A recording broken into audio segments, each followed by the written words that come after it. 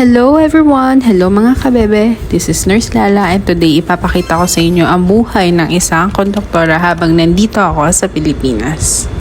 Bago magbiyahe, gigising kami ng 5 AM para mag-prepare kasi maagap kaming nagsusundo sa isang company dito sa Batangas.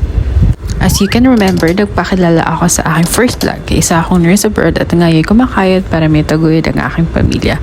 Well, mapapanood niyo po ito sa aking mga first vlog. Sa mga first time viewers, hello po, welcome. Don't forget to subscribe and follow na din. Tsaka marami kayong matututunan. Yung back sa ating vlog, ito, pinapakinis na po siya. Ito po yung binili namin na jeep galing sa aming ipon. Ito, magche-check na si Habi ng jeep. And then, magsisimula na rin kami maglinis ng jeep. Binili natin itong jeep, syempre, para may pagkakitaan na din. So, tinatawag nga pala namin itong Dino. Well, chika ko na lang sa future videos kung bakit.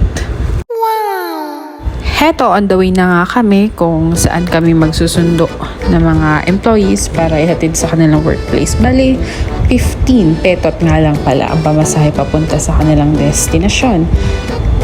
And around 5 PM to 6 PM, babalik kami para ihatid yung mga night shift and sunduin na din at the same time yung mga outgoing.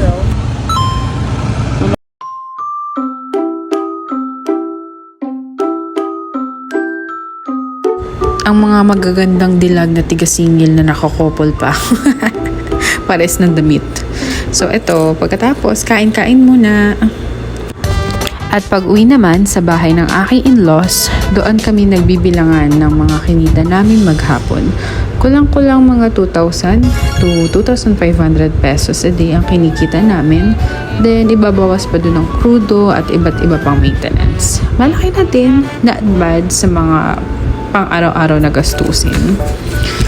Ayun, umulan, bumagyo, at umaraw, lagi kami nagsusundo. Hanggat may pasahero, lagi kaming nandyan para ihatid at sunduin sila. Masaya at nag-enjoy naman kami sa ginagawa namin. At the same time, syempre kumikita din kami. Oo, yung bakasyon namin is dito namin, kumbaga yung oras namin, imbis na nagbabakasyon kami kung saan-saan na lugar, is dito namin tinuon. Kasi syempre dito namin nilagay yung inipon namin. Char. Pero what I mean is, syempre, hindi lang naman porket bakasyon is pahinga, ganyan. O pakit pa tong isang to. Pugi yarn. Yeah, sobrang sipag niyan. Grabe. So, yun nga. This will be our lesson. Huwag mong itaas ang iyong sarili. Bagkus, hayaan mong itaas ka ng tao.